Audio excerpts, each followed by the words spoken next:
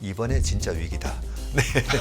네, 그런 얘기가 조회수가 제일 예. 많이 나오는 걸 보면 다들 이제 그게 걱정이시잖아요. 그래서 제 결론은 미국 대통령 선거를 앞두고 또 한 번 후닥거리 한 번 하고 그러고 나서 본격적인 상승은 11월부터다. 자, 그러면 이렇게 이번에 급락이 나오고 난 이후에 어떤 모습으로 조정을 거쳐서 11월 달부터 제가 생각하는 랠리가 올까? 그리고 박세익 대표님 오랜만입니다. 안녕하세요. 네. 요즘 안 그래도 다른 또 매체에서 이렇게 열심히 또 이렇게 우리 투자자분들 멘탈 잡아주시는 거 보고 있었습니다. 빠졌을 때가 항상 주가는 싸다는 것만큼 좋은 호재는 없고 비싸다는 것만큼 큰 악재는 없는 거거든요. 예. 그래서 최근에 이제 폭락장에 또 주가가 싸졌기 때문에 그래서 이럴 때 너무 또 심각한 경제 위기가 오는 거 아닌가 이런 많이 우려를 하시는 것 같아가지고요. 그래서 이런저런 말씀 드리고 있습니다. 예. 이렇게 뭐 기술적으로만 보자면 사실 오늘 찍었던 이 레벨이 종가가 또 뭐 장중에 봤던 거의 2,700이나 2,700포인트라고 할 만한 이게 저 같은 기술적 분석가 입장에서는 이번 하락 파동에 딱 조정의 맥시까지는 왔습니다. 네. 61.8%. 네. 거기까지도 왔고 그런 상황이라서 여기서부터가 이제 더 갈 수도 있고 아니면 여기까지가 반등이었을 수도 있고 아니면 그동안에 또 8월 5일 이후로 열심히 또 달려왔으니까 또 주춤주춤 하면서 또 힘 모았다가 또 고점 열고 또 뭐 이제 2,700이 아닌 2,800, 2,900도 시도할 수 있고 한데 다들 아마 그러실 거예요. 여기까지는 어느 정도 예상이 됐는데 자 얼만큼 왔고 볼 레벨 봤는데 다음이 궁금한데 그렇죠. 일단 우리 박 대표님은 일단 결론은 연말까지는 간다. 네, 결론부터 말씀드리면 저도 뭐 테크니션 아닙니까? 네.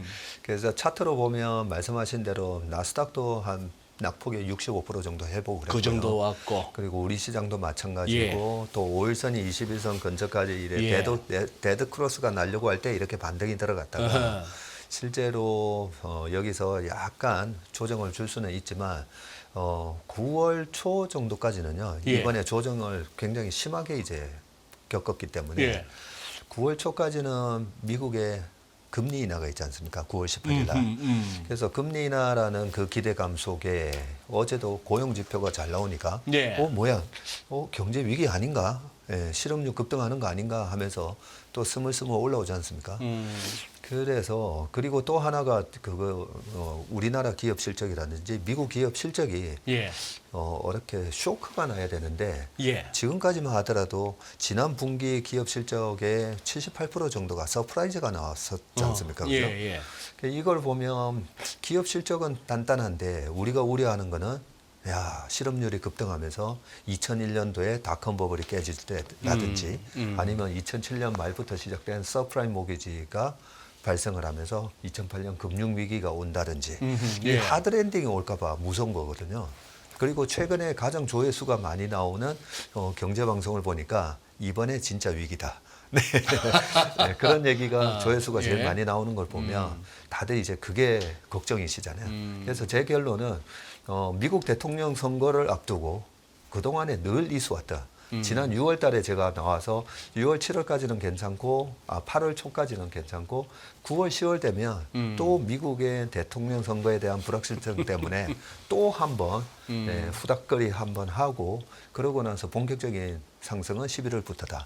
그런 말씀을 드렸는데 조금 일찍 왔습니다. 7월 말부터 빠지기 시작했는데 그 전체적인 비율은 전혀 제 수정은 하지 않고 똑같습니다. 똑같은데 자 그러면 이렇게 이번에 급락이 나오고 난 이후에 시장은 어떤 모습으로 앞으로 2달 동안 이 변동성 장세에 진입한 거거든요.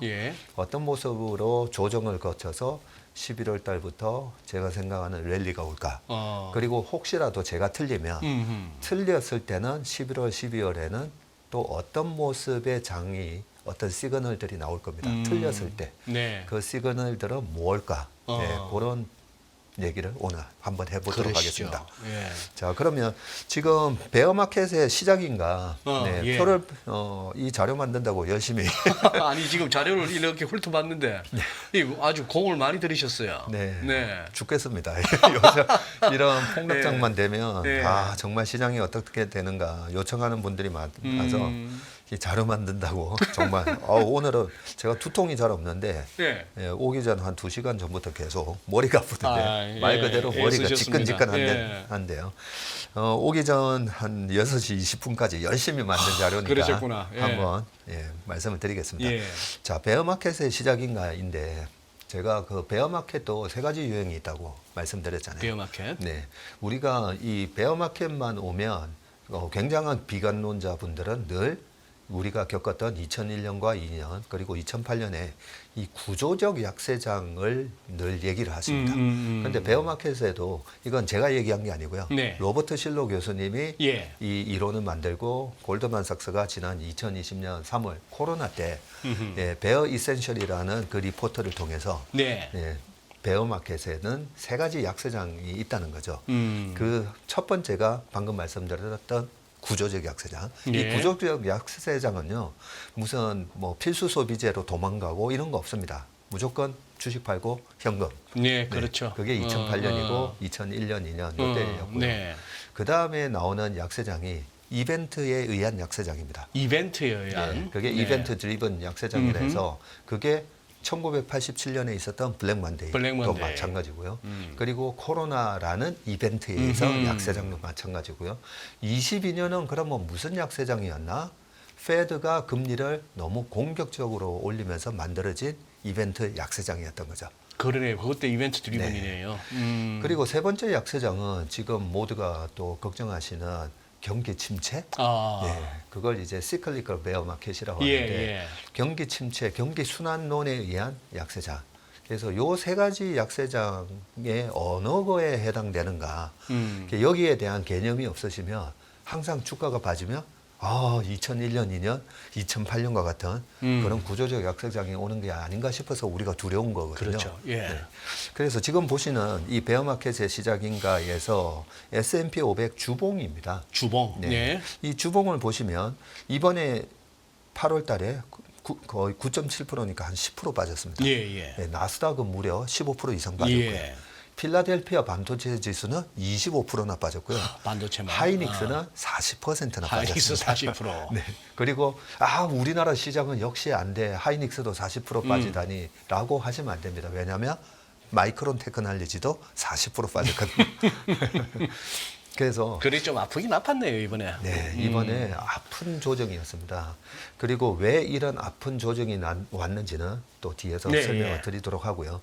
자, 그러면 이 3가지 유형의 베어 마켓이 있고요. 예. 그 다음에 지금 S&P 500이 10% 빠졌잖아요. 예. 그러면 10% 빠진 걸로 보통은 10% 터치하면 이제는 약세장에 진입했다 뭐 이런다는데 실질적으로 10% 조정은요. 연평균 1.1회 정도 발생합니다. 1년에 한두 번은 네. 한 번 정도는 나온다. 한 번 정도는 늘 나오는 조정이고 지금 제가 이 표를 만들어 왔는데요. 예. 이 빨간색 핑크색으로 했던 부분이 2008년 56.8% 빠졌었던 아주 강한 구조적 약세장이었고요. 56.8%. 네. 그리고 2020년 3월 코로나 때 네. 35%나 빠졌거든요. 예. 네.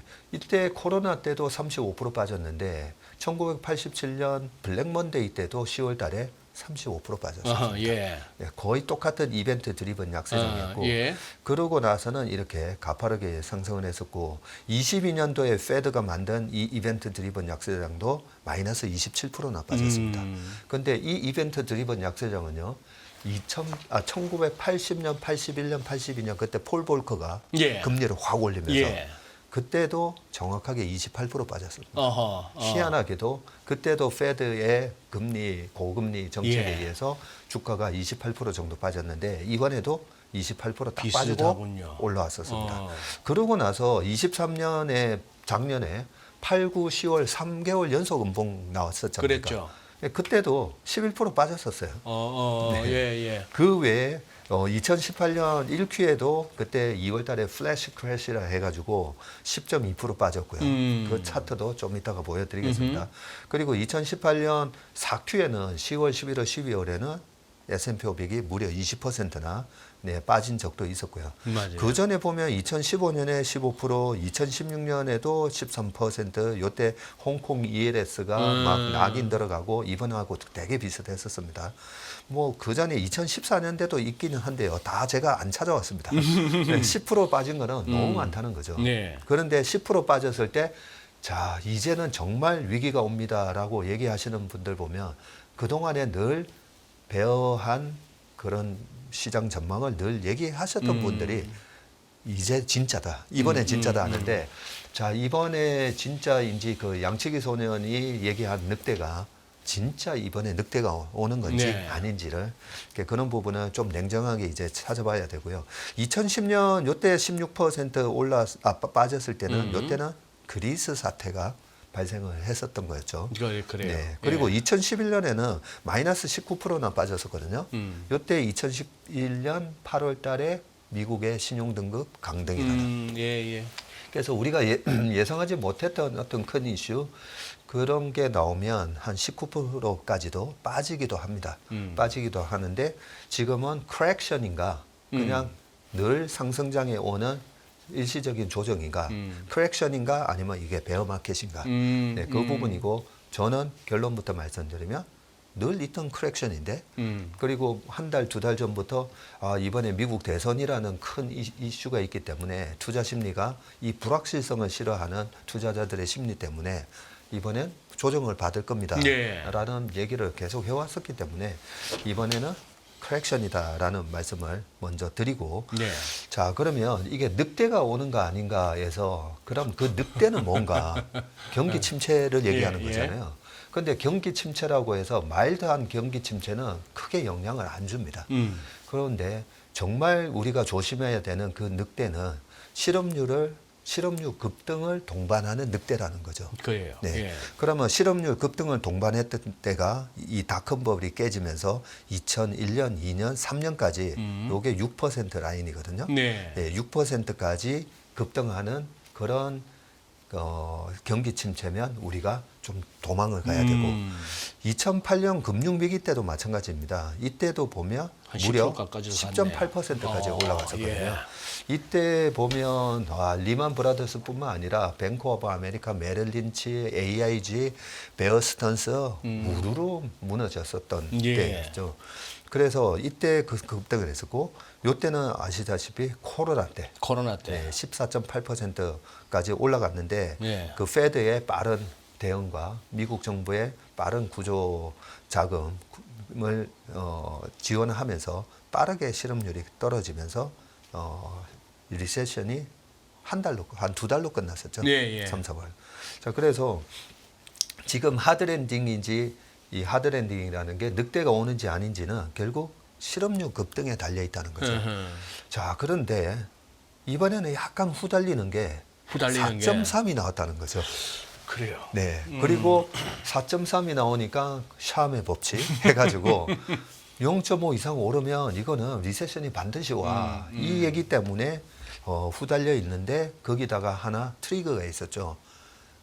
트리거가 일본 중앙은행의 예, 금리 인사. 그러니까. 네. 그러다 보니까 깜짝 놀라면서 엔캐리 트레이더 자금들이 뭐야 리세션이 와? 그러면 저리의 엔화를 빌려서 위험 자산에 투자했던 거, 야 이거 당장 청산해 하면서 이번 조정이 있었다라고 보시면 되는데, 자 중요한 거는 그래서 정말 이 실업률이 급등하는 6%까지 가는 이번에 하드랜딩이 온다라고 얘기하시는 분들이 많잖아요. 예. 그러면 이번에 6%까지 급등을 해야 되거든요. 어허. 자, 이 6%까지 급등할 가능성이 있는지 없는지를 그 부분을 체크해야 되는데 예. 저는 94년도에 입사를 했기 때문에 IMF 겪고 예. 그다음에 닷컴버블 겪고 9.12 테러 겪고 그다음에 2008년 네, 이렇게 많이 겪다 보니까 이 펀드 매니저들의 수명이 일반 사람들의 수명보다 7년 짧습니다. 하도 이런 걸 많이 겪다 보니까 네, 스트레스. 그 이 스트레스 받는 거 저는 괜찮은데 이 고객분들이 또 막 불안해하시면 우리 또 시청자분들 많은 분들이 또 박사익 전무의 의견을 많이 또 신뢰를 해주시다 보니까 이 위기에 대해서 또 정확한 해답을 드려야 된다는 이 부담감 때문에 예, 그 이렇게 이제 두통 나오면서 분석하다 보니까 수명이 이제 줄어들게 되는데 머리도 자주 아프시겠지만 저쪽은 치아 쪽은 이빨 쪽은 괜찮으세요? 이빨 쪽도 그 저희 어머니가 되게 걱정하십니다. 예, 상태가 안 좋고 이게 네. 보면은 야구 선수 중에 투수들이 보면은 왜 예. 전력 투구할 때 보면 이른 악물고 던지잖아요. 아, 그런데 또 보면 딜러나 펀드 매니저들 중에 이 안 좋으신 분들 많아요. 네. 이 벌 때야 좋은데 이 터질 때 사람이 나도 모르게 이거 이른 악물게 돼요. 마우스피스 하고 그거 업무 보셔야 될 것 같아요. 이빨뿐만 아니고요. 그저께는 목발을 짚어야 될 정도로 발목이 너무 아파가지고. 그것도. 근데 아니 최근에 무슨 부딪히는 부상도 없었는데 발목이 왜 이렇게 아픈가? 발목이 퉁퉁 붓더라고요. 통풍이 왔더라고요. 통풍이 왔어요. 그래서 술도 안 먹는데 이 통풍이 와가지고요. 이게 이제 과로와 스트레스죠. 네. 맞아요. 예. 그래서 어제 좀 푹 잤더니 상태가 많이 좋아져가지고요. 네. 오늘 목발 없이 왔습니다. 왔는데 자, 이 하드랜딩이 오는지 안 오는지에 대한 이제 가능성인데요. 2000년 닷컴 버블 때 이 닷컴이라는 이름만 달면 그때 장외 시장에서도 닷컴이라는 이름으로 코스닥에 상장하면 뭐 기세 상한가로 그랬죠. 그냥 뭐 10며칠에서 30일 이렇게 장이 올라가던 그 현장에 주식을 하고 있었기 때문에 그때 분위기를 너무 잘 알죠. 야, 이게 과연 맞는 건가? 네, 어떻게 닷컴이라는 이름만 붙으면 포스코의 시총을 뛰어넘는 게 맞는 건가? 뭐 이런 얘기를 많이 하고 그때 대표 기업이 이제 새로운 기술, 네. 네, 그 외에 뭐 장미디어, 무슨 링크 뭐 많았었지 않습니까? 그런데 우리가 닷컴 세상이 온다라고 했는데 왔잖아요. 왔습니다. 온라인 닷컴 세상이 왔었는데 그때는 닷컴이라는 이름에 지나친 이제 환상을 가지고 정말 아류작들이 많이 나왔었던 거고요. 그 아류작에 하나의 무슨 대단한 환상을 심어주는 그런 기업들이 반드시 나오거든요. 예. 그 환상을 심어줬던 기업 중에 하나가 바로 이 엔론이었습니다. 엔론은 미국의 대표적인 에너지 기업이었는데 네. 아니 에너지 기업이 닷컴하고 무슨 상관이 있지? 엔론이 그때 온라인을 도입하면서 봐봐 우리가 온라인을 도입하니까 이렇게 영업이익률이 좋게 나오잖아. 그렇게 하면서 미국의 혁신 기업으로 5년 연속 엔론이 선정이 됐었습니다. 예. 96, 97, 예. 98, 99, 2000년까지. 예. 그런데 알고 보니까 그게 분식이었던 거죠. 글쎄, 그 엔론 분식 회계 사태는 우리 시청자분들도 어지간하면 한번 들어보셨을 텐데. 그러니까요. 그래서 이 엔론의 분식 뭐야 온라인으로 인해서 생산성이 향상된 게 아니라 아니 이게 분식이어서 거기에 엄청난 환상이 이제 깨져버리는 네, 거죠. 네. 깨지면서 주가가 무너지는데 지금 보시는 차트가 이게 바로 엔론의 2000년 1월부터 2002년 12월까지 차트입니다. 지금 그 빨간색이 엔론 예, 주가예요? 이게 엔론 주가 그때 예, 차트였습니다. 예, 예. 네, 그렇게 예. 급락하고 그 뱅크럽트 그 파일 신청을 하고 2004년도에 완전히 파산하게 됩니다. 자, 여기서 이렇게 환상이 깨지다 보니까 이제는 도미노처럼 환상이 무너지는데요. 2002년도 되면 구글도 그때 당시에 아마존 망한다. 네, 아마존 망한다는 리포트가 나오고요.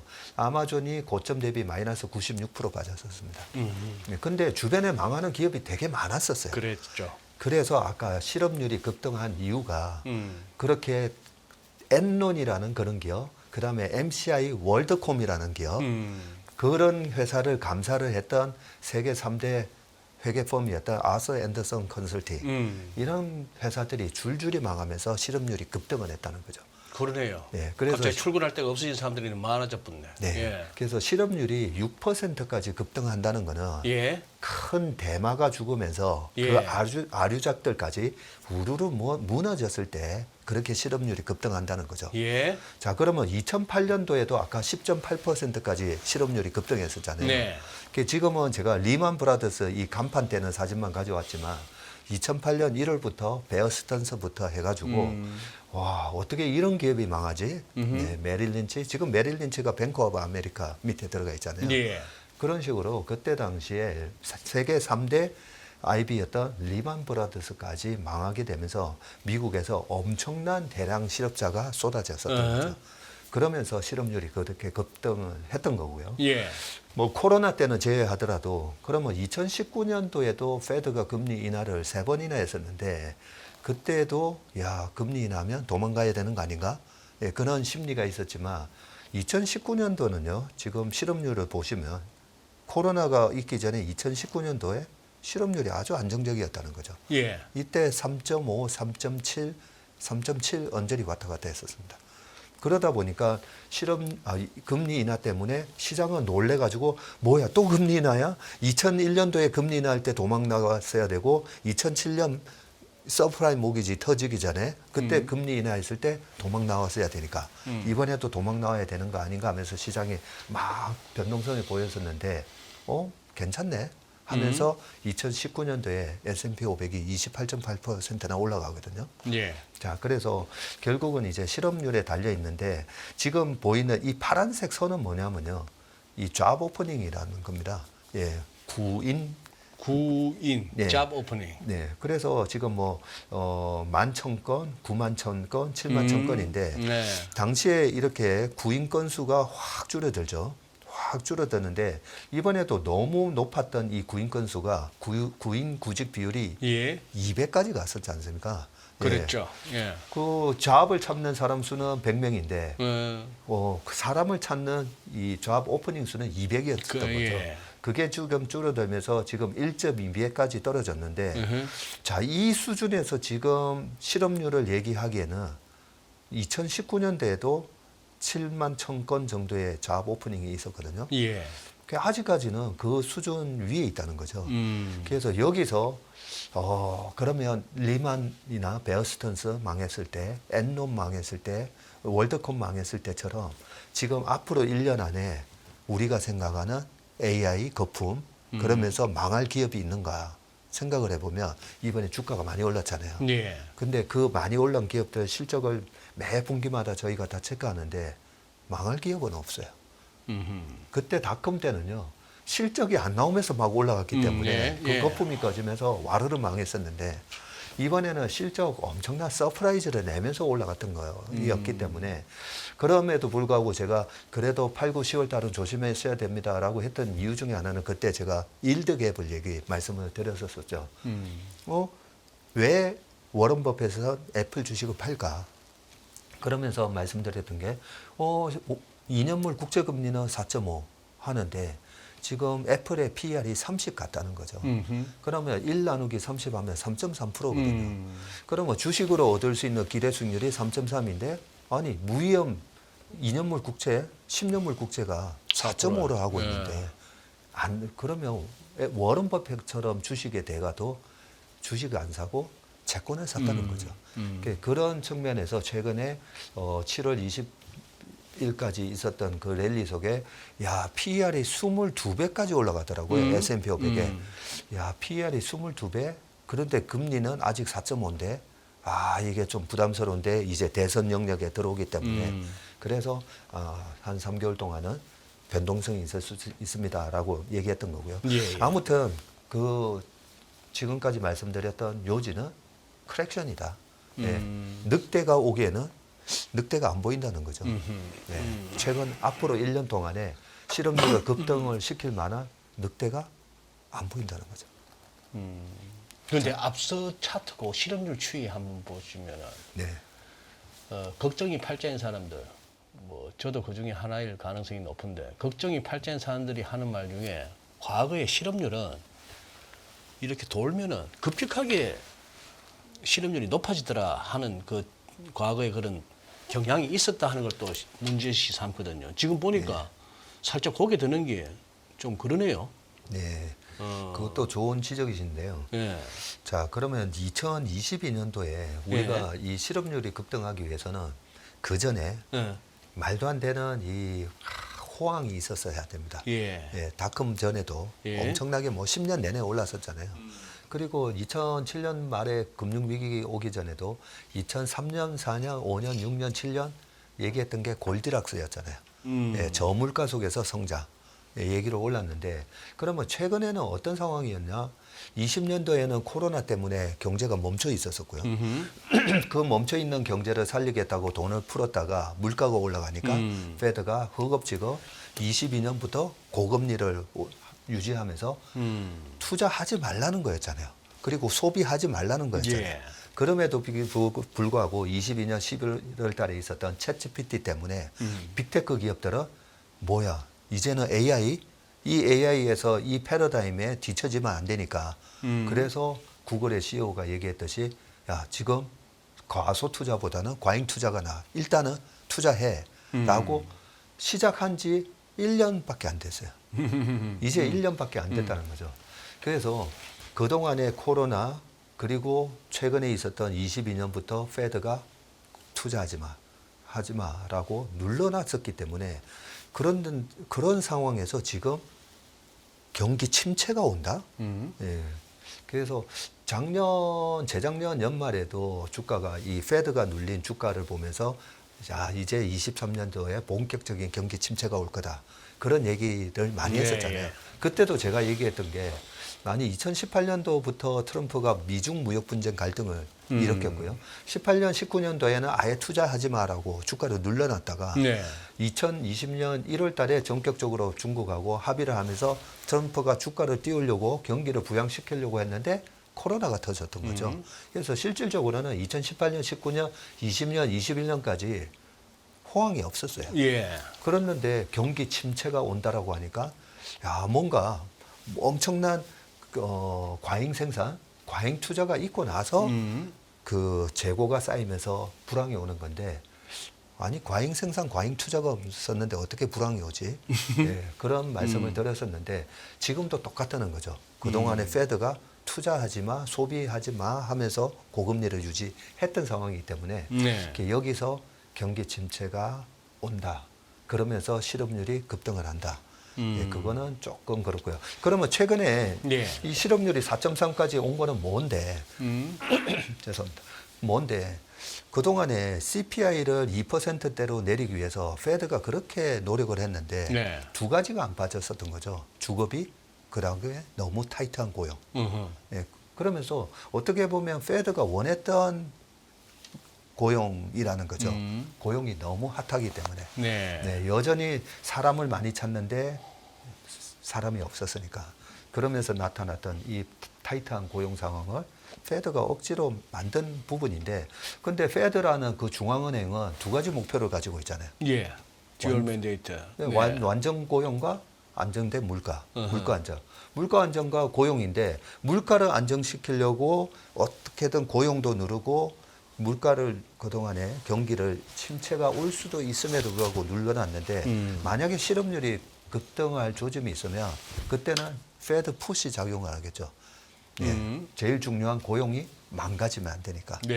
그래서 어떻게 보면 페드가 인위적으로 만든 그런 실업률이기 때문에 이걸 그 전에 엄청난 거품이 터지면서 발생한 실업률 급등하고 오버랩을 하면 안 된다라는 말씀을 드리고 싶습니다. 그래요. 지금 지금 방금 저거요. 나스닥 버블 붕괴 저 차트 말입니다. 화면에 한번 띄워놓고 여쭈고 싶은데 지금 로그 차트죠. 로그 차트입니다. 야, 그러니까 평소에 보던 차트하고 영 그림이 다른데 지금 저게 위에 뭐 월인데요. 월봉입니다. 저게 월봉이라고요? 네, 나스닥 월봉 차트고요. 이게 2000년 닷컴 버블 깨질 때. 최근 차트가 아니고. 지금 차트가 아니고 2000년 닷컴 버블 깨질 때. 네네네. 마치 일봉으로 보면 최근에 주가 빠질 때랑 비슷해 보여요. 난 최근 일봉인가 싶었네. 그래서 우리가 닷컴 버블이 깨지기 전에 그럼 배경 설명은 제가 지금까지 쭉 드렸고 그러면 주가는 어떻게 반응을 했었는지 주가를 보면서 또 설명을 드리겠습니다. 이 닷컴 상황에 98년도에 여기서 음봉이 하나 크게 나왔던 이때가 98년 8월이거든요. 그럼 98년 8월에는 이 단단한 상승 추세가 왜 20개월 입형까지 깨는 이런 조정을 받았을까? 지금 저 커서가 가리키는 저 네. 부분, 가운데 부분. 네. 이때가 네, 98년 8월 달이 우리나라 예. IMF 한창 때였었고요. 예. 아시아 외환 위기 속에 에이 아시아 네 마리용 에이 걔네들 뭐 고통받는 거는 괜찮아 하고 있었는데 그때 이제 LTCM이 있었구나. 러시아 디폴트가 먼저 터집니다. 러시아 예. 모라토리움 있고. 예, 모라토리움이 있었던 게 이 8월이었고요. 예. 9월, 10월에 올라가려다가 밑꼬리가 이래 쭉 달려 있잖아요. 그래서 이 8월에 저점을 한 번 더 깹니다. 그게 말씀하셨던 LCTM 롱텀 캐피탈 매니지먼트의 파산이었습니다. 예, 예. 그래서 아니 노벨 경제학자가 만든 그런 회사가 아니 이렇게 허무하게 무너질 수 있나? 네. 그러면서 또 하나의 공포감이 드는 거죠. 와 이러다가 자산운용사 줄줄이 도산하는 거 아니야? 네. 네, 그런 공포감에 여기서 거의 2000 갔던 이 나스닥이 1100까지 빠집니다. 2000 갔더니 1100 갔다. 1100 갔으니까 많이 빠졌네. 빠졌죠. 아. 그런데 요때 재미난 일이 그때 당시에 그 페드 의장은 앨런 그린스펀이었죠. 98년에. 예. 그렇죠. 앨런 그린스펀이 1987년에 폴 볼커에 이어서 예. 네, 페드 의장이 되고 그러고 나서 2004년까지인가 되게 오랫동안 했지 않습니까? 네. 자, 그 2006년이었나 보네요. 한 19년 하셨으니까. 자, 그때 이렇게 급락을 하니까 페드가 금리 인하를 단행합니다. 금리 인하를 단행해 주니까 이때부터 이 주가가 날아가는데 이 닷컴에다가 기름을 부어준 예. 네, 그런 효과가 났었고요. 이 1999년부터는 그린스펀이 다시 금리를 올림에도 불구하고 이렇게 오버슈팅이 나오는데 예. 이 마지막 오버슈팅을 만들었던 스토리가 닷컴 스토리 플러스 Y2K였던 거죠. Y2K. 예, 2000년으로 바뀌면 이제 모두가 이 프로그램이 꼬이게 된다. 예, 그때 당시에는 프로그램이 코볼이라는 언어로요. 99-12-32-31이었는데 딱 2000년이 되면 00-01-01이 되는데 이 00이 1900년인지 2000년인지 인식을 못할 거라는 거죠. 예. 예, 그걸 월스트리트의 애널리스트가 그 리포트를 만들었어요. 네, 그러면서 마지막 이 오버슈팅에 불을 지폈던 거죠. 그러면 뭐가 필요한데 지금 다 서버랑 이런 거 다 교체해야 됩니다. 그러면서 마지막 이 버블에서 피날레를 날렸던 주식이 시스코였던 거죠. 네. 자, 그런데 지금 이제 보여드리려고 하는 거는 2001년 3월부터 1월 3일부터 그 페드가 6.5에서 6.0으로 내리거든요. 그런데 그 2000년 5월까지만 하더라도 페드가 금리를 올리고 있었어요. 올리고 있었는데 4월 달에 5월 달에 이렇게 급락을 하고 그러다가 반등을 하다가 그 다음에 다시 11, 12월 달에 급락을 하거든요. 급락을 하니까 2001년도에 불이 나게 6.5에서 6에서 5.5 뭐 이런 식으로 그 금리를 인하하는데 이 당시에 98년, 99년 요때 거품이 얼마나 심했냐면 1100까지 빠졌다 했잖아요. 예. 1100이 5100까지 1년 반 만에 갑니다. 나스닥이 1100에서 5100을 갔으니까 400%를 네. 1년 반 만에 올렸어요. 예. 실적도 안 나오는데. 아하. 그래서 나스닥의 PER이 196배, 아. S&P 500이 44배 네, 이렇게 됐었던 거죠. 그래서 우리가 하드랜딩이 오기 전에 과정은 저렇게 말도 안 되는 거품, 소위 말해서 그 거품이 있어야 되는데 지금은 그런 거품인가? 지금 이제 지금 차트 지금 보여드릴게요. 현 차트. 예, 지금 월봉 차트 보시면 바로 앞전에 보면 이렇게 RSI가 계속 과열 양상을 한 5, 6년 보였었고요. 그렇죠, 그렇죠. 그러다가 MACD 오실레이터가 음으로 들어갈 때 작살 났던 거거든요. 그러면 최근에 한번 보자고요. 최근에 22년도에 이렇게 나스닥이 큰 폭의 조정을 받고 이제 올라오고 있거든요. 예. 이제 올라오는데 이 거품이 꺼질 만한 그러면 거품이 있었느냐. 이 RSI가 이 변동성 차트 아닙니까? 그 전에 21년 말에 무너지기 전에도 보면 한 1년 반 동안 지금 보시다시피 과열 국면이 있었고요. 그리고 17년에서 18년도에도 RSI에서 이렇게 과열이 있었고 13, 14, 15년도에 그때 반도체 랠리가 있었을 때도 마찬가지로 이렇게 과열 모습이 2년 반 있었는데 22년도에 그 페드가 억지로 눌렀던 그 약세장에서 탈피한 지 23년부터 이제 올라오는데 RSI를 보면 아직까지 과열 아니네. 예, 이런 모습을 보인다는 거죠. 그리고 MACD 오실레이터 바로 밑에 이 MACD 오실레이터도 우리가 정말 도망가야 될 때, 야, 이거 늑대가 오든 안 오든 일단은 도망부터 가야 되는 시점은 언제냐면 이 MACD 오실레이터라는 추세선이 야, 이제 음으로 들어갈 직전에 그때 이제 잠시 도망가 있어도 된다는 거죠. 자, 그래서 지난 2022년 1월 달에 음으로 들어가고 그 전에 과열이었고 이때도 나스닥이 1월 5일 날 3% 이상 빠지는데요.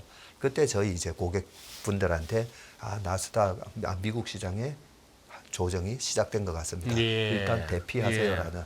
그런 메시지를 보내드렸던 게 바로 이런 지표를 보고 말씀드렸다는 거고요. 그래서 지금 PER이나 RSI나 MACD, 펀더멘탈 지표나 그리고 테크니컬 지표 모두 아직은 늑대가 6개월 안에 오는 신호는 없다. 네, 그렇게 먼저 말씀을 드립니다. 자, 그런데 그러면 2008년과 같은 상황도 봐야 되죠. 2008년. 예, 2008년 그 리만 사태가 있었던 리만 브라더스는 2008년 9월 15일 날 이제 파산을 하게 되는데요. 그 전에 참 재미난 일들이 있습니다. 2008년도에 그때도 2006년도 8월 달까지 페드가 17번의 금리 인하를 한 후 동결을 했던 구간에 2007년까지 이렇게 주가가 오르거든요. 그런데 2007년도 9월 달에 보면 그때도 날짜가 똑같습니다. 9월 18일 날 50pp 금리 인하를 합니다. 그동안 거의 1년 2개월 동안 동결을 하고 있었는데 예. 이때 페드의 금리가 지금하고 똑같은 5.5%였던 거죠. 네. 그런데 9월 달에 이렇게 금리 인하를 단행하기 2달 전에 7월 말부터 주가가 급락을 합니다. 이때 주가가 급락을 하는 패턴하고 지금 이번에 요 오른쪽에 보시면요. 이 패턴하고 거의 똑같습니다. 네. 이렇게 빠지는 지금 요게 보시는 게 이번에 빠졌던 나스닥의 차트고요. 자, 조금 전에 다시 들어와서 2008년도에도 금리나 희한하게 2달 전에 주가가 무너지기 시작하면서 이번에처럼 빠졌고요. 예. 자, 이렇게 밑꼬리 쭉 달고 올라오는데 스물스물 올라옵니다. 그런데 요때 당시만 하더라도 2007년도에도 우리나라 코스피도 2006년 대비 이익이 증가하고 있었고요. 미국도 2006년 대비 이익 증가가 계속되고 있었습니다. 그러면서 2009년, 10년에 정고점을 돌파를 합니다. 네. 돌파를 하는데 11월 달 되면 금리 인하 한 번 더 합니다. 예, 금리 인하는 장이 좋은데 금리를 인상을 하는 게 아니라 금리 인하를 하죠. 지금 얼핏 들으면 지금 현 시점 얘기하는 것 같습니다. 예, 되게 비슷합니다. 그런데 이때는 2007년 2월 달에 조정이 한번 오는데 그때 서프라임 모기지 관련해서 HSBC 은행이 100억 불 손실을 났다라고 서프라임의 손실에 대해서 먼저 사전 워닝 시그널이 있었습니다. 자, 그런데 10월, 11월 달 가면서 11월에 드디어 이제 좀 터집니다. 네. HSBC뿐만 아니라 다른 은행들도 이 서프라임 관련해서 부실이 이거 장난 아닌 것 같아. 이런 얘기가 나오기 시작하고요. 그러면서 시장이 한 번 더 빠집니다. 그걸 알고 페드가 이렇게 금리를 한 번 더 인하했던 겁니다. 예. 그리고 세 번째 금리 인하를 12월 달에 하는데 자, 세 번째 금리 인하를 했는데도 시장이 왔다 갔다 하다가 2008년 1월 달에 급락을 합니다. 네.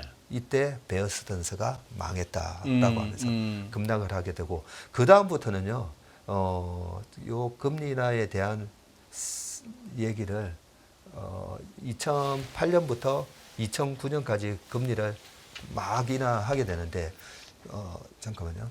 요때 지수가 얼마 빠졌냐면 S&P 500이 58% 빠졌고 나스닥이 55%, 코스피 57%, 코스닥은 71%. 상해 종합지수 뭐 73, 76 해가지고 말 그대로 글로벌 금융 위기였던 거죠. 예. 그래서 지금 드리려고 하는 말씀은 이번에 금리 인하 9월 달에 할 가능성이 거의 100%잖아요. 예. 그래서 금리 인하에 대해서 조금 주식을 많이 오랫동안 하셨던 분들은 그동안에 올해 내내 이러면 금리 인하가 늦춰지면서 주식 시장이 조정받는 거 아니냐라는 그런 질문을 할 때마다 제가 금리 인하는 늦게 할수록 좋습니다. 오히려 동결 기간이 길수록 좋다라는 말씀을 드렸는데, 자, 이번에 금리 인하가 그러면 도망가라는 신호인지 아닌지 네, 그 부분을 대해서 이제 설명을 드리는 거고요. 네네. 그래서 하드랜딩 왔던 페드 레이컷 이후에 이 하드랜딩 왔던 2008년도에도 이렇게 첫 금리 인하 이후 전에 먼저 빠졌다가 이번에 올라오는데, 여기서 앞으로 이제 전략을 미리 좀 말씀드리면, 이번에 9월 달에 예. 금리 인하 이거 있고 9월 18일 금리 인하 전까지는 어떻게든 시장이 꾸물꾸물 올라온다고 봅니다. 꾸물꾸물. 예, 꾸물꾸물 올라오면서 전 고점을 돌파할지는 모르겠지만 꾸물꾸물 올라오고 전 고점까지는 가겠나 싶기는 합니다. 예, 전 고점을 돌파하면서 누가 사줄까 생각해 보면 아직 실업률 확인해야 되죠. 미국 대통령 누가 되는지 확인해야 되죠. 그렇기 때문에 전 고점을 돌파하면서까지는 저는 사줄 사람은 없다고 봅니다. 예. 대신에 이번에 바닥에서 주식 산 사람들은 위에서 좀 줄이겠죠. 그렇겠죠. 네, 그래서 이번 2007년 10월 달 같은 모습은 아니라고 보고요. 반면에 2018년도의 케이스를 보여드릴게요. 2018년도의 케이스가 굉장히 비슷한데, 2018년도에 플래시 크래시라고 해가지고 시장이 한번 확 밀렸던 적이 있습니다. 이때 당시에 나스닥 S&P 500이 한 12% 이렇게 급락을 하는데요. 지금 오른쪽에 나스닥 차트하고 비슷하고, 자, 여기에다가 제가 피보나치 수열을 지금 해놨지 않습니까? 예. 자, 이렇게 플래시 크래시라고 해서 급락을 하면 자율 반등이 있습니다. 있죠. 오, 뭐야? 왜냐하면 2018년 상반기까지 기업의 EPS가 증가하고 있었거든요. 2018년도에 지금 하이닉스의 실적이 2018년도 이후로 가장 좋다라고 하잖아요. 그 정도로 되게 비슷했습니다. 데이터 센터, 뭐 울트라 슈퍼 사이클 왔다라고 했을 때랑 비슷한 분위기였고요. 그런데도 2018년도에 이렇게 급락이 한번 있고 반등이 들어오는데, 요 제일 위에가 62% 회복인데 거의 75%까지 반등 들어가거든요. 예. 반등이 들어가는데 다시 한번 밀리고 올라가다가 다시 빠지는데, 거의 2달쯤 되는 시점에 다시 한번 전저점을 트라이 하러 갑니다.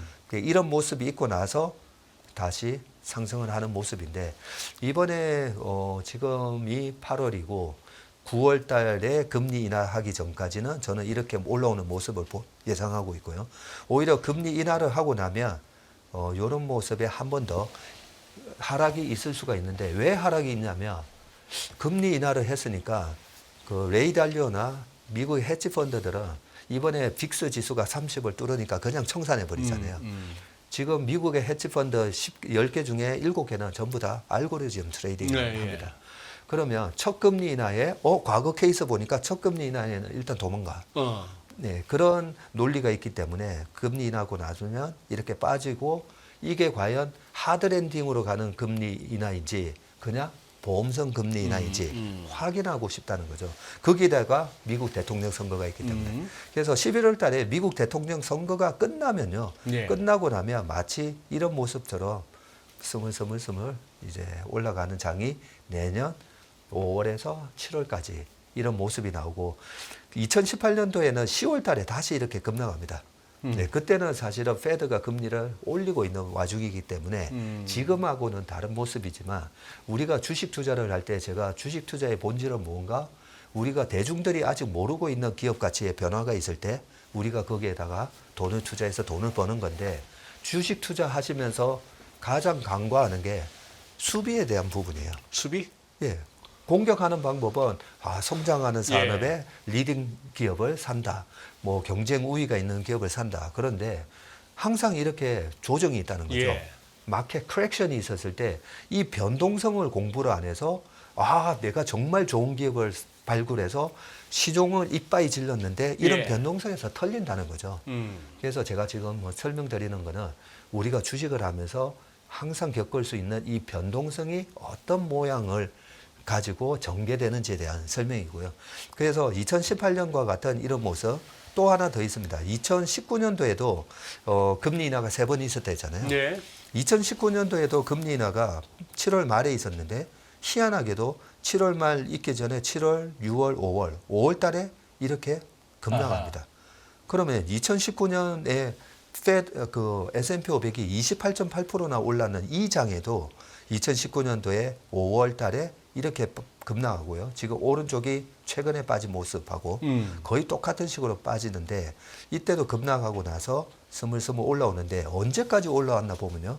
7월 말에 금리 인하하기 전까지 올라옵니다. 예. 그래서 이번에 그 9월 달에 금리 제가 지금 8월에 나왔기 때문에 제가 9월, 10월 달에 다시 2개월마다 출연하기 때문에 9월 전략은 미리 말씀드리는데 9월에 금리 인하 전에 일단은 주식 포지션을 또 좀 줄여 놓으셔야 된다는 거죠. 예, 줄여놨다가 금리 인하가 단행되고 나면 이런 2019년 8월과 같은 모습을 보일 가능성이 큽니다. 그 이유는 대통령이 누가 되는지 그리고 실제로 하드 랜딩인지 아닌지 경기 침체가 오는지 아닌지에 대한 확인 과정이 들어갈 거다라는 부분이고요.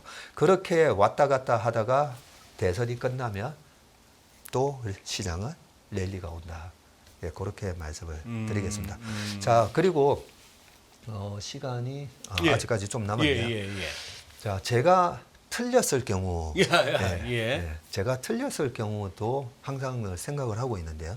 자, 틀렸을 경우는 두 가지입니다. 지난번에 제가 탄광 속의 카나리아라고 원엔 환율 말씀드렸고, 네, 그랬었죠. 네, 그때 원엔 환율이 왜 탄광 속의 카나리아냐라는 질문을 하셔서 엔캐리 트레이드에 대한 가능성을 지난 6월달에 그때 설명을 드리고, 근데 한 달 반 만에 이렇게 청산이 될 줄 몰랐는데요.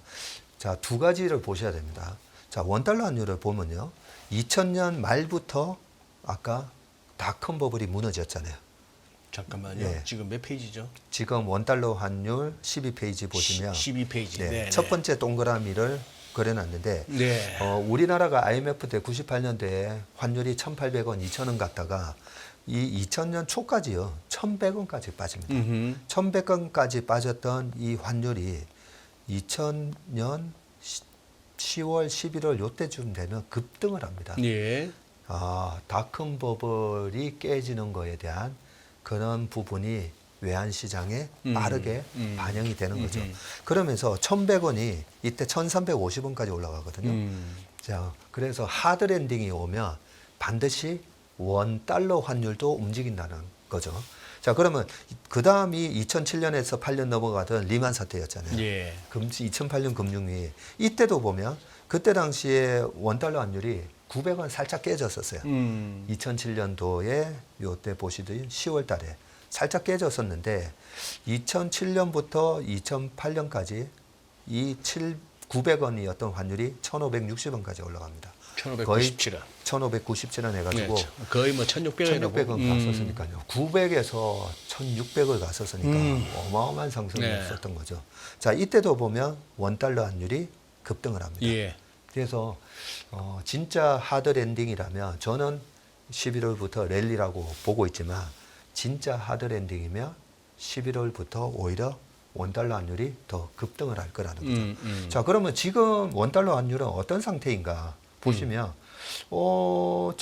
재작년 22년 11월 뭐 이때 레고랜드 사태 어쩌고 하면서 요때는 22년도 10월이면 시장이 바닥칠 때였네요.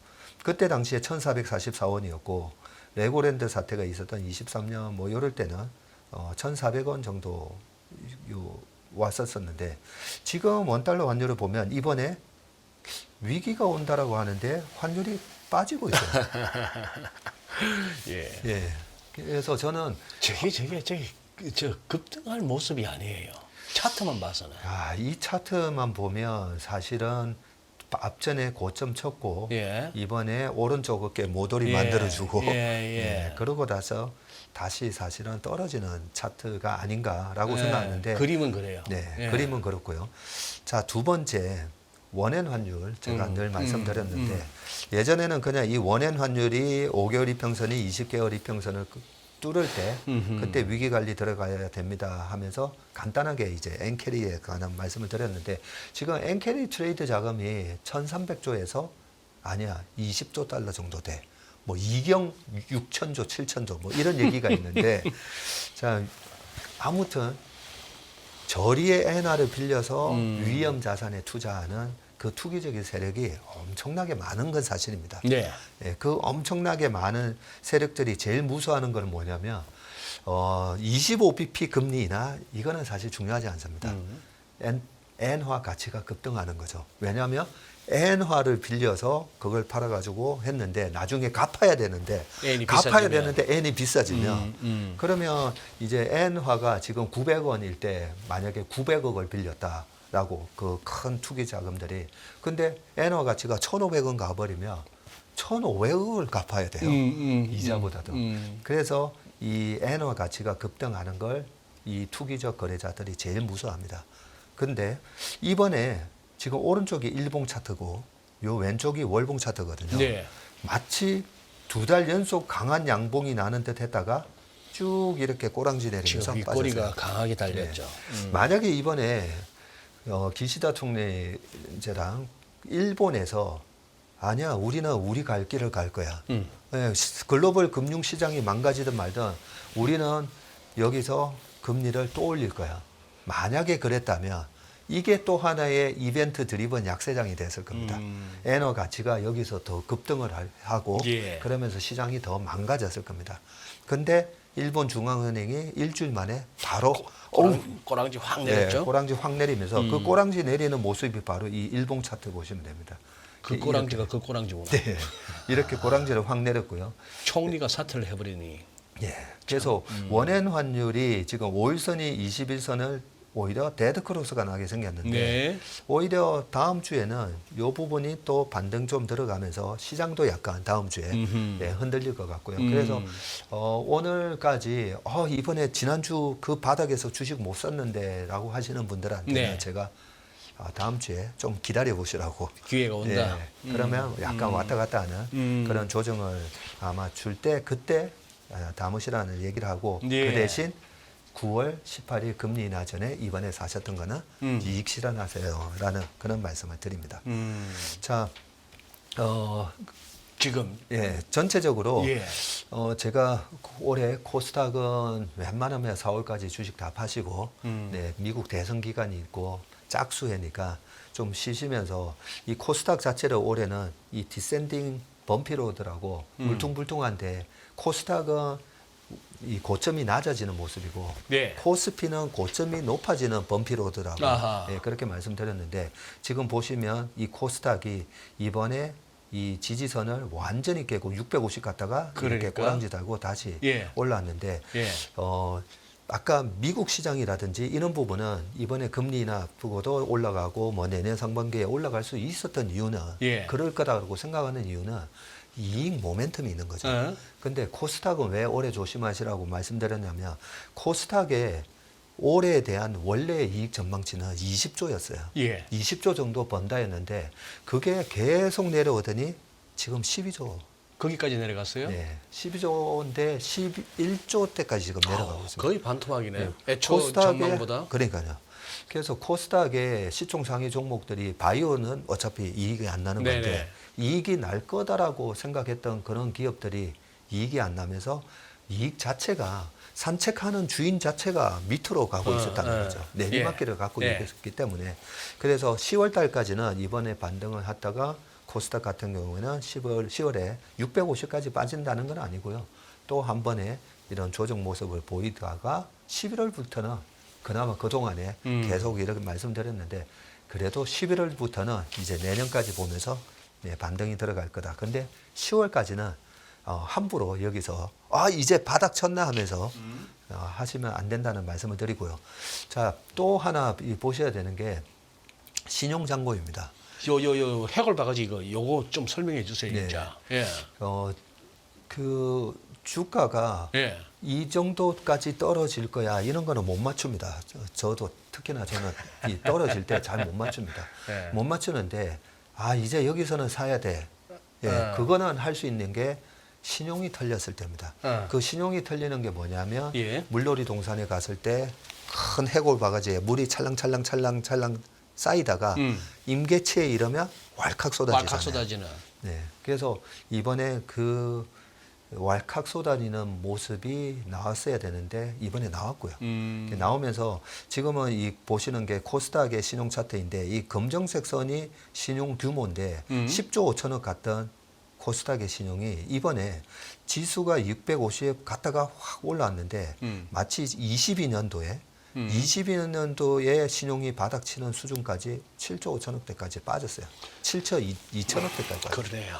그래서 해골바가지 쏟아졌네. 네, 3조 3천억이라는 신용이 털리면서 해골 바다가지는 이제 쏟아졌다는 부분을 말씀드리고, 자, 그 결론적으로 말씀드리면 25년까지는 여전히 상승 추세다. 상승 추세가 되려면 우리가 추세선을 붕괴시키면 안 되잖아요. 근데 이번에 보시면 5개월 이평선을 깨는 듯 하다가 결국은 다시 올라붙이고 끝나서 지금 8월 기준으로 보합됐어요. 나스닥은. 나스닥은 보합이 됐고 그리고 지난번에 22년도 말에 이 하락이 굉장한 과매도 상황이었던 겁니다. 이런 하락이 나왔던 거는 쭉 거슬러 가면요. 2008년이었어요. 그리고 그 전에 거슬러 가면 2001년 닷컴 버블이 깨졌을 때. 그래서 이번에 22년도에 이런 과매도가 나왔기 때문에 앞으로 계속 하드랜딩이 한 번 더 온다라는 부분이 저는 아닌 것 같다는 거죠. 이런 걸 겪고 바로 이렇게 자빠지지는 않는다는 거고. 그래서 제가 요 말씀을 많이 드립니다. 강세장은 비관 속에서 탄생해서 낙관, 회의 속에서 자라면 낙관 속에서 성숙해서 행복 속에서 죽는다는 이 존 템플턴 경의 말씀을 가지고 그러면 지금은 어떤 국면이지? 2022년 10월 달에 그때도 제이미 다이먼 회장님은 3,500 S&P 500이 3,500이었거든요. 근데 그때도 그러셨어요. 최근에도 빠진다라고 말씀하셨잖아요. 그때도 여기서 20% 빠질 수 있다라고 하셨어요. 그런 비관 속에서 시장은 강세장은 시작된 거고요. 23년, 24년은 계속 시장이 조정을 받을 때마다 이제 조정 시작이다, 이제 침체가 온다라고 여전히 공방을 지금 벌이고 있잖아요. 21년도 그 꼭지 칠 때 한번 생각해 보시면 21년 꼭지장에서는 비관론자가 방송을 아예 못 나왔습니다. 그동안 너무 20년도에 빠진다가 머쓱해질 정도로. 그리고 전 국민이 교보서점 가가지고 주식책을 사서 주식으로 경제적 자유를 얻는다. 그런 행복함 속에서 장은 무너지지. 지금처럼 이렇게 공방이 이루어지고 저의 얘기에 아니야 박정우 너 좀 조심해야 돼. 뭐 이런 얘기들이 많이 있을 때가 여전히 시장은 회의 속에서 자라는 국면이라는 거죠. 그렇게 좀 생각하시면 되고 마지막으로 하나. 그런데 경기 침체 뭐 논란 많잖아요. 거기에 대한 말씀을 하나만 더 드리면 코로나 때도 그랬고 재작년에 진짜 이번에 경기 침체가 한 번 더 온다. 여러 번의 얘기가 있을 때마다 제가 드리고 싶은 말씀은 피터 린치가 했던 얘기예요.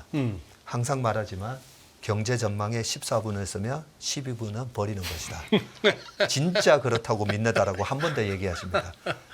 한 번 더. 그래서 저도 이 연합 인포맥스의 라이브 방송을 참 애청을 하는데요. 이런 위기 상황이 됐을 때마다 다들 너무 지나치게 경제 전망을 하려고 하거든요. 그런 경제 전망보다는 경제가 정말로 나빠졌을 때는 어떤 시그널이 나오는지 오늘 그 얘기를 쭉 말씀드렸기 때문에 그런 시그널들이 나오면 2달마다가 아니라 당장 다음 달이라도 나와서 제 전망이 틀렸습니다. 앞으로 이렇게 조심하셔야 될 것 같습니다. 라는 말씀을 드리도록 하겠습니다. 우리 박사익 대표님 7시 방송 시작인데 한 6시 20분쯤에 자료 보내신 걸로 알아요. 그 두통을 무릅쓰고 그렇게 하셨고 지금 1시간 왔다가 제가 지금 뭐 듣느라고 중간에 질문도 못 드릴 거 지금 이 60분을 혼자 소화하셨는데 이거는 열정인데 듣다 보니 그 말씀이 참 그러네.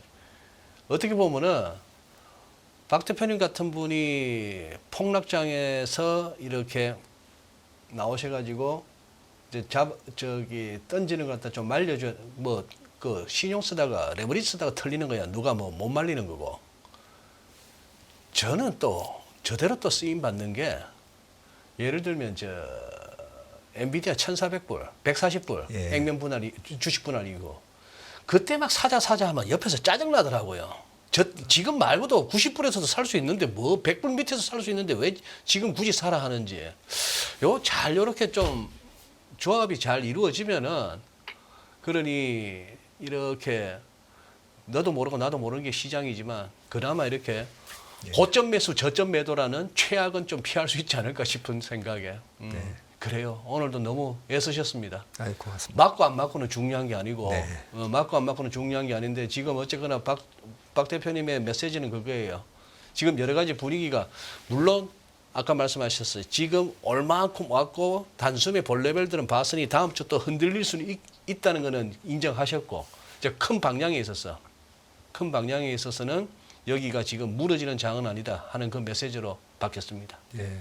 그리고 마지막으로 한 말씀 네. 더 드리면요. 올해 제가 시장을 전망하면서 올해 실적 장세인데 실력 장세라고 했습니다. 실력 장세. 예, 실력자만이 돈을 벌고 그리고 앞으로 두 달이 굉장히 어려운 장입니다. 제가 이 자료를 한 20시간 이상 만들면서 느낀 거는 야, 정말 어려운 장에 지금 들어왔구나. 예. 정말 수학 문제로 보면 예. 정말 어려운 문제 푸는 거고요. 그 어려운 문제를 그냥 나름대로 이렇게 해석을 해봤는데 제가 제대로 푸는 건지는 모르겠습니다. 그런데 이 문제를 풀려고 자료를 만드는 동안에는 너무 어려운 장이다. 그래서 이 어려운 장을 정말 슬기롭게 잘 대응하셨으면 좋겠습니다. 예, 알겠습니다.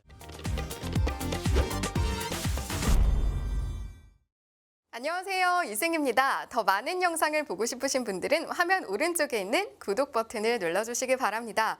그리고 영상을 보시면서 좋아요는 필수인 거 아시죠? 항상 인포맥스 라이브를 사랑해 주셔서 감사합니다.